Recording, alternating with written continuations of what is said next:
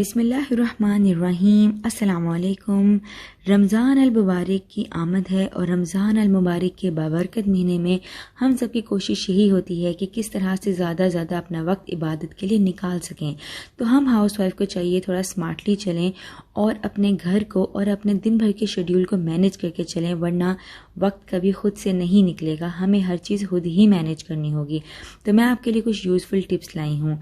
सबसे पहले जो हमें सबसे पहला काम करना चाहिए रमज़ान अल मुबारक शुरू होने से पहले, वो अपने पहले के रोज़े जो हमारे पिछले साल के रह गए हों उनको हमें मुकम्मल कर लेना चाहिए, क्योंकि वक्त तो कभी नहीं आएगा, वक्त तो हाथ से निकलता चला जाएगा।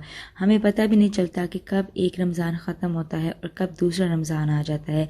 तो इसके दौरान जो भी टाइम है हमें चाहिए हम रोज़ा रख लें। स्पेशली जब रमज़ान शुरू होने वाले हों हमें चाहिए कि उससे पहले पहले हम रोज़ा रख लें।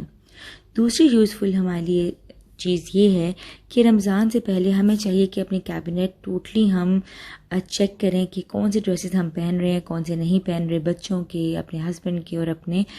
और जो जो चीज़ें हमें लगता है कि हम यूज़ नहीं कर रहे, हमें चाहिए कि हम उसकी डोनेशन कर दें, ताकि वो ड्रेसेस और वो चीज़ें किसी के काम आ सकें। चाहे तो आप कुछ चीज़ें अपने मेड्स को, अपने किसी रिश्तेदार को दे सकते हैं, लेकिन दुबई में इस तरह यहाँ पे क्लोथ्स का पूरा उन्होंने बनाया होता है। हम ज़्यादातर कुछ चीज़ें यहाँ पे डाल देते हैं और कुछ चीज़ें अपनी मेड्स को या कार वॉश करने वालों को उनको हम दे देते हैं। तीसरी यूज़फुल टिप आपके लिए ये है कि हमें चाहिए कि हम अपनी ग्रोसरी लिस्ट बना के रखें। अगर हमें पता होगा कि हमने क्या चीज़ बाय करनी है, किस दिन हमने क्या बनाना है और इफ्तारी में हमने कौन कौन से मेक एंड फ्रीज आइटम्स बना के रखने हैं, उसके अलावा इफ्तार दावत में हमने क्या बनाना है, अगर हमें ये सब चीज़ें पहले से पता होंगी तो हम बहुत आसानी से और स्मूथली अपना वक्त निकाल सकेंगे कि हम इबादत कर सकें। ना कि हमें जल्दी में जाना हो मार्केट कि हमारा ये रह गया है, हमारा वो रह गया है, हमें ख़रीदना पड़े। तो हमें चाहिए कि हम अपनी पूरी लिस्ट बना के रखें, उससे अपने किचन में अपनी फ्रिज के ऊपर लगा दें, और ताकि हमें याद रहे हमें क्या क्या लेना है। हमें किसी चीज़ की ज़रूरत पड़ जाती है अगर, तो हमें मंगवाना ना पड़े। तो ये हमारी एक बहुत इम्पॉर्टेंट चीज़ है, आप इसको ज़रूर करके देखिएगा। ऐसा लगता है कि ज़िंदगी आसान हो गई है, हमें महीने भर का सारा सामान पता होता है कि हमें किस टाइम क्या लाना है।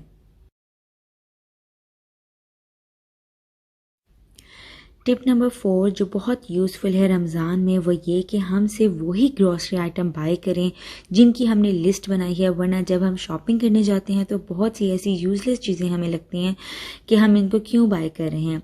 आपको चाहिए कि वही ग्रॉसरी आइटम्स लें कि जो हमें रमज़ान में ज़रूरत है या जो हम बनाने चाह रहे हैं। उसके अलावा कुछ अपने बच्चों के लिए स्नैक्स जो हमें पता है उनको डेली यूज़ के हैं या उनको वीकली चाहिए, वो ले लें। लेकिन उसके अलावा कोई भी यूज़लेस चीज़ हम ना उठाएं जो हमें लगे कि हमें 1 महीने 2 महीने बाद यूज़ करनी पड़ेंगी। तो हमें चाहिए कि हम सिर्फ वही चीज़ ले लें जो हमारी ज़रूरत की है। इससे क्या होगा कि हमारे पैसे की भी सेविंग होगी और हमारा टाइम भी सेव होगा। मार्केट जाकर हमें बहुत ज़्यादा टाइम नहीं लगेगा और हम जल्दी घर आकर अपनी चीज़ें समेट सकेंगे। यहाँ पे मैं आपको कुछ अपने रमज़ान की ग्रॉसरी आइटम्स दिखा रही हूँ जो बहुत यूज़फुल होते हैं और जो हमें हर रमज़ान में चाहिए होते हैं। यूज़फुल टिप नंबर 5 है clean and organise your kitchen. यानी अगर रमज़ान स्टार्ट हो रहा है, जैसे आज हमारा रोज़ा है, तो हमें 1 से 2 दिन पहले अपना किचन फुल डीप क्लीन कर लेना चाहिए। हर चीज़ ऑर्गेनाइज कर लेनी चाहिए। काउंटर टॉप से एक्स्ट्रा चीज़ें हटा देनी चाहिए। सिर्फ वही चीज़ें रखें जिसकी हमें रमज़ान में ज़रूरत पड़ने वाली है। इससे हमारा टाइम बहुत सेव होगा, हमें डेली किचन को ऑर्गेनाइज नहीं करना पड़ेगा।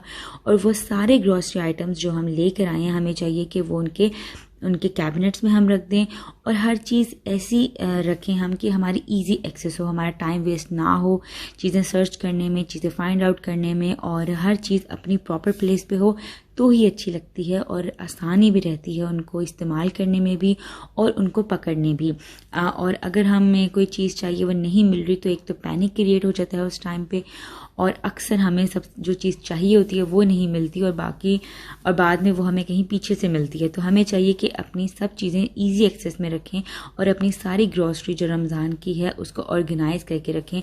इससे हमारा टाइम भी सेव होगा और हमारा किचन भी नीट एंड क्लीन होगा, क्योंकि अगर किचन नीट और क्लीन हो तो ही किचन में काम करने का मज़ा आता है। वरना ऐसे एक टेंशन हो जाती है कि अब इस किचन में काम कैसे करें।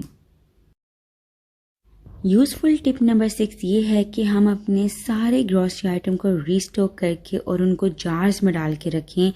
कहने में छोटी छोटी चीज़ें होती हैं, लेकिन यही सब चीज़ें बाद में हमें टाइम टेकिंग होती हैं, और जब हमें टाइम लगता है तो हम हो जाते हैं, टेंशन में आ जाते हैं, और हमें लगता है कि अब ये भी करना है, अब ये भी करना है। तो इन छोटी छोटी टिप्स से, छोटी छोटी चीज़ों से ही हमारा टाइम सेव होता है और हमारा मूड अच्छा होता है और हमारा काम करने को भी दिल करता है। तो हमें चाहिए कि हम अपने सारे ग्रोसरी आइटम्स, उसमें से जो जो चीज़ें हमें रिक्वायर्ड हैं, हमारे बच्चों को रिक्वायर्ड है, हम उन सबको रीस्टॉक करके रखें ताकि वो सबकी ईजी एक्सेस में हो। अगर बच्चे खुद भी कुछ लेके खाना चाह रहे हैं तो वो लेकर खा सकें। आप अपने नट्स को एक प्रॉपर अच्छे जार में लेकर रखें। आपने एग्स रखने हैं, उनके कंटेनर्स हैं हर चीज़ के, तो उसकी एक प्रॉपर जगह हो। और फ्रिज में भी आप अपनी चीज़ों को ऐसे ऑर्गेनाइज रखें जैसे आपको ईजी एक्सेस हो जाए आपके लिए और आपके लिए आसानी हो जाए। जैसे मैं अगर आटा है या अगर मेरा एग है, मैंने उनको प्रॉपर एक उनके लिए कंटेनर्स लिए हुए हैं, उनमें ही मैं उनको रखती हूँ। तो मेरे लिए बहुत ज़रूरी है कि मैं रमज़ान से पहले पहले सब चीज़ों को उनकी जगह पे प्रॉपर रीफिल करके रखूँ ताकि मेरा टाइम उसमें भी ना जाए। और उसके अलावा जो घर के छोटे मोटे काम होते हैं वो तो साथ साथ चलते रहते हैं और हमें साथ साथ करने भी होते हैं। जैसे कि मुझे पता है कि मुझे सुबह ज़रूरत है आटे की, तो मैं उसको रात को ही अपना ये काम करके सोऊंगी, क्योंकि मुझे पता है कि मुझे नेक्स्ट डे उस काम का करने के लिए वक्त नहीं मिलेगा। तो ये टिप भी यूज़फुल है। यूज़फुल टिप नंबर 7 ये है कि हम रमज़ान स्टार्ट होने से पहले पहले अपने make and freeze item completely बना के रख लें। अगर आप फुल मंथ के नहीं बना सकते तो एटलीस्ट 2 to 3 वीक्स के हम ज़रूर बना के रखें। इससे ये होगा कि हमारे वक्त में बरकत आ जाएगी, हमें काम करने को ज़्यादा दिल करेगा। और अगर हम किसी दिन लेट हो जाते हैं अफ्तारी बनाने में या सहरी में, तो हमारे पास कोई ना कोई बैकअप हो। अगर सडन आपके पास इफ्तार में कुछ मेंबर्स आ जाते हैं और तो आप पैनिक ना हो, आप अपना काम स्मूथली कर सकें और आपके पास इतनी चीज़ें हों कि आप इजीली अफ्तार प्रिपेयर कर सकें। और सिर्फ रमज़ान में ही ऐसा होता है कि हम समोसे पकोड़े खुश होकर खाते हैं और अपनी फैमिली भी हमारी इंजॉय करती है। तो हमें चाहिए कि अगर हमें रमज़ान के बीच में टाइम नहीं मिलता तो हम रमज़ान स्टार्ट होने से पहले ही समोसे और रोल और जो भी चीज़ें हमारी फैमिली पसंद करती है, हमारे बच्चे पसंद करते हैं, हम उनको बनाकर फ्रीज़ कर दें। और आपकी ये आइटम्स, ये सब चीज़ें बिल्कुल भी 2-3 हफ्ते में ख़राब नहीं होती। आप इनको बल्क में बना कर यूज़ करें और अपना टाइम सेव करें इबादत के लिए। यूज़फुल टिप नंबर 8 ये है कि हमें चाहिए हम रमज़ान को उस तरह वेलकम करें जैसा कि उसका हक है, यानी इबादत साथ साथ करें। लेकिन हमारे बच्चे, जैसे अगर मैं यहाँ पाकिस्तान से दूर दुबई में रहती हूँ तो मेरे बच्चों को वो माहौल यहाँ पे देना हमें बहुत ज़रूरी है। हमें चाहिए कि रमज़ान अल मुबारक को बच्चों के लिहाज से हम गुजारें, यानी अपने घर को खूबसूरत सा डेकोरेट करें, उनको बताएं कि रमज़ान की वैल्यूज़ क्या हैं, उनको ये बताएं कि इफ्तार क्या है, सहरी क्या है, और अपने घर को छोटी छोटी लाइट्स और खूबसूरत चीज़ों से डेकोरेट करें ताकि बच्चे भी इस चीज़ में इंटरेस्ट लें, उनको रमज़ान के आने का इंतज़ार हो और वो हमारे साथ सहरी और इफ्तारी बैठ कर इंजॉय करें। तो बच्चों के लिए खास करके जब आप परदेश में हों इस चीज़ को करना बहुत ज़रूरी है। यूज़फुल टिप नंबर 8 ये है कि हमें चाहिए रमज़ान से पहले पहले अपना रूम प्रॉपर्ली ऑर्गेनाइज़ कर लें, अपने ड्रेसिंग टेबल की डस्टिंग कर लें और उसमें हर चीज़ प्रॉपर्ली हम रख लें। और हमारा जो कैबिनेट है उसको भी हम अच्छे से ऑर्गेनाइज़ करके रखें ताकि जब हमें कोई भी चीज़ चाहिए हो हम उसको ले सकें। जब आपका घर क्लीन होता है तो आपको एक अच्छी सी वाइब्स आती हैं, और क्लीनलीनेस बहुत ज़रूरी है आपकी अपनी हेल्थ के लिए, अपने बच्चों की हेल्थ के लिए, और हर चीज़ को प्रॉपर जगह पे मेंटेन करना बहुत ज़रूरी है। तो ये थी आज की वीडियो। आई होप आप सबको वीडियो पसंद आई होगी, और अगर आपको कोई भी टिप यूज़फुल लगी हो या आपने इम्प्लीमेंट की हो तो मुझे ज़रूर बताइएगा। और अगर इस वीडियो में कोई भी चीज़ आपको पसंद आई हो तो इसको ज़रूर लाइक शेयर कीजिएगा। आपसे मिलती हूँ नेक्स्ट वीडियो में, तब तक के लिए अल्लाह हाफ़िज़।